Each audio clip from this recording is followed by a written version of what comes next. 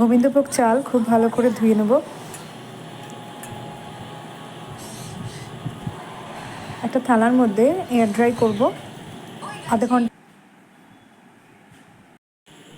কড়াইতে তেল দিয়ে ড্রাই ফ্রুটসগুলো ভেজে নিয়ে এখানে আমি নুন, হলুদ আর একটু ঘি দিয়ে চালটা ভালো করে মেখে নিয়েছি। ড্রাই ফ্রুটসগুলো মোটামুটি ভাজা হয়ে গেলে একটু গরম মশলা, তেজপাতা আর জিরে অ্যাড করেছি।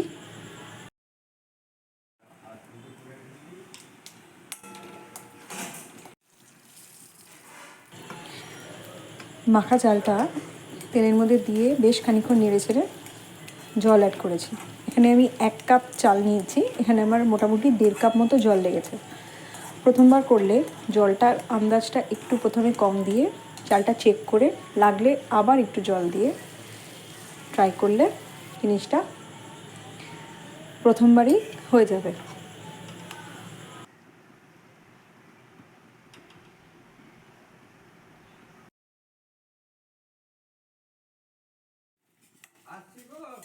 চালটা মোটামুটি সিদ্ধ হয়ে গেলে আমি এখানে 2.5 চামচ মতো চিনি অ্যাড করেছি। চিনিটা দিয়ে নেড়ে ছেড়ে গ্যাসটা বন্ধ করে 10 মিনিট মতো রেখে দিলে, চাপা দিয়ে রেখে দিলে রেডি হয়ে যাবে বাসন্তী পোলাও।